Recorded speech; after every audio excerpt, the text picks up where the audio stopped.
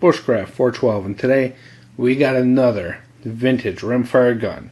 This one here is the Mossberg 342 KA bolt action 22 rifle. This one also holds shorts, longs, and long rifle. Magazine fed bolt action rifle.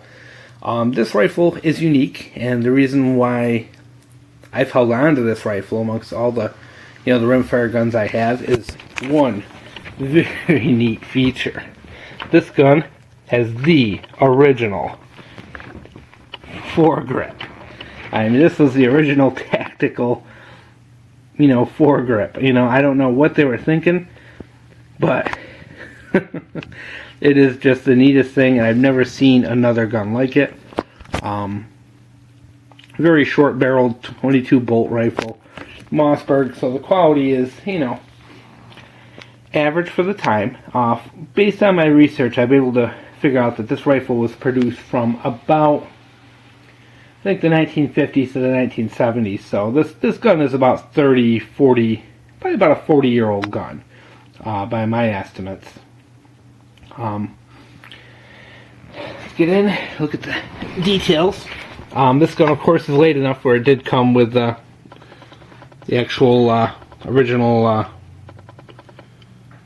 I'm drawing a blank here for the dovetail scope mounts, and that's just some crappy scope I stuck on it that I had laying around the house. But of course, the biggest feature is this plastic foregrip, which doesn't make a good pedestal because it's rounded on the bottom. You really can't use it as a monopod. But it does work good for a vertical grip, which I don't know why you would ever need a vertical grip on a 22 long rifle, but it's there. Neat little gun. I just had to share it because I do, this is the gun that's going to get passed down to my kids. It was passed down to me, and I in turn am going to pass it down. Came with an original sling, at least I believe an original sling. I don't believe it was added aftermarket.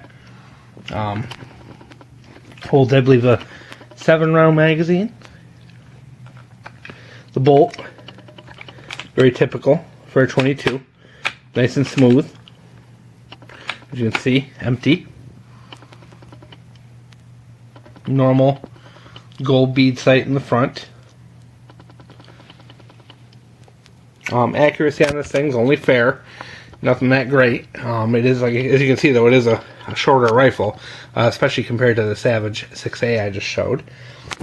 Quality not as good. As you can see, over time, we had some issues with it looks like the buttstock came off, and somebody replaced it with one that's not the same length, so you have a little bit of a gap there.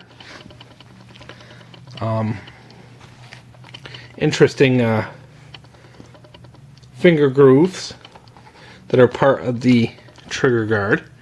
I find those interesting as well. Plastic, of course, and a plastic trigger guard. Of course, you're getting into the 60s and 70s, you're starting to see a little more plastic. But overall, this would be a completely forgettable rifle if it wasn't for the original tactical grip. As far as my research can go, I don't know of any 22 that has a foregrip prior to this gun. So I do believe it is the first.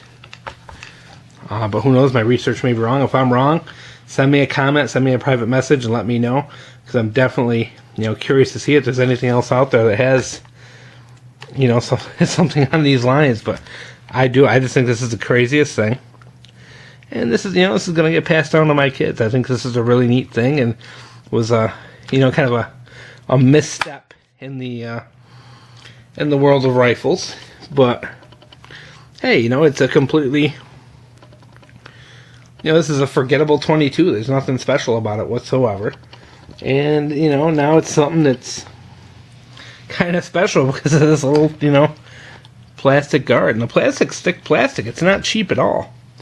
Not cheap, very well made, very thick, sturdy, good. You can tell it, you can hear it just snaps into place good. It doesn't wiggle when it's in there. It's spring loaded. Neat little thing. and just wanted to show it off. And once again, if you're not subscribed, get subscribed. We got some cool videos coming up, especially after Christmas. I got a lot of neat toys and presents that I got to show, and it is going to be great because we have, I hate to spoil the surprise, but after Christmas we are going to have some explosions. Yes, I got my hands on some tannerite, and we are going to be going to the range, and we are going to be blowing some stuff up. So get watching, get subscribing, and I hope you enjoyed this video.